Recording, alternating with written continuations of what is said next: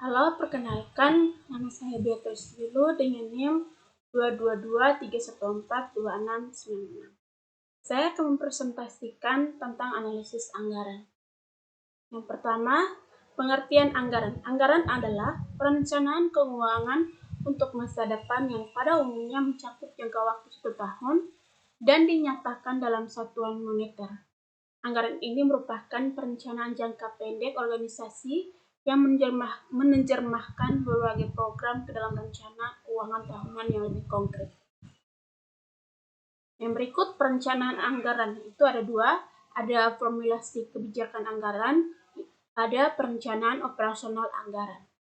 Berikutnya, pelaksanaan anggaran. Kepala daerah menetapkan rencana anggaran berdasarkan kerja RASK menjadi dokumen anggaran satuan kerja berdasarkan Perda atau RBSK. Jadi, anggaran suatu kerja memuat pendapatan dan belanja setiap perangkat daerah yang digunakan sebagai dasar pelaksanaan.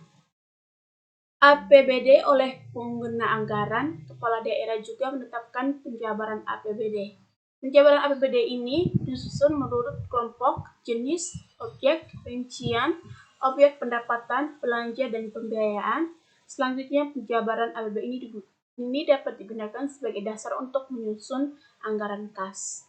Pengukuran kinerja berbasis analisis anggaran.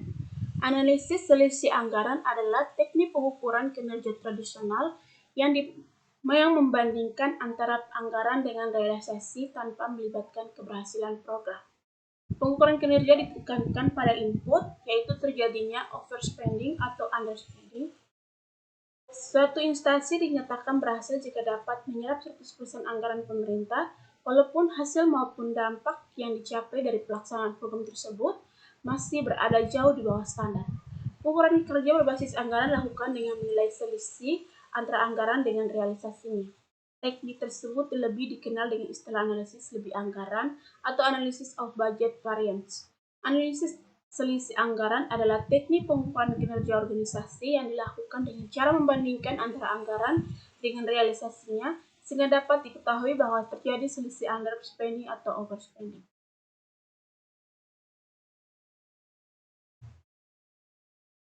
Berikut formulasi analisis selisih anggaran. Pendekatan ini digunakan untuk menilai surplus atau defisit implementasi anggaran dalam suatu periode. Dengan rumus, surplus atau defisit sama dengan realisasi anggaran kurang anggaran. Selanjutnya, analisis selisih anggaran dapat dirinci menjadi dua, yaitu analisis selisih penerimaan dan analisis selisih pengeluaran. Untuk yang penerimaan, selisih penerimaan sama dengan realisasi penerimaan atau anggaran penerimaan. Yang kedua, selisih penerimaan sama dengan realisasi pengeluaran kurang anggaran pengeluaran.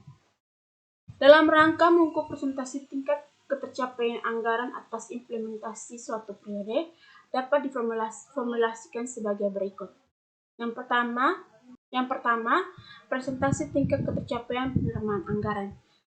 Realisasi penerimaan anggaran per anggaran penerimaan kali 100%. 2. Presentasi tingkat ketercapaian pengeluaran anggaran. Realisasi pengeluaran anggaran bagi anggaran pengeluaran kali 100%. Organisasi sektor publik, terutama pure on profit organization, misalnya instansi pemerintah, dapat meneruskan analisis selisih anggaran ini dengan analisis prosedur, yaitu dengan membuat rasio kinerja.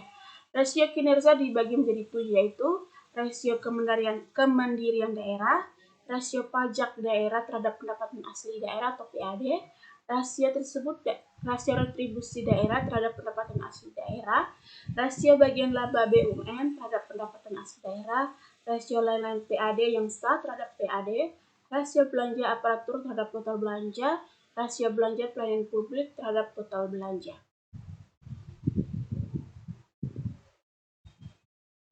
Berikut tahap-tahap analisis anggaran. Yang pertama, siapkan data-data anggaran dan laporan realisasi anggaran. Yang kedua, bandingkan data-data realisasi anggaran dengan anggarannya untuk setiap item yang sama. Yang ketiga, hitung selisih anggaran. Yang keempat, hitung presentasi tingkat ketercapaian anggaran. Dan yang terakhir, lakukan analisis prosedur dengan pembuatan rasio-rasio kinerja. Sekian presentasi dari saya, terima kasih.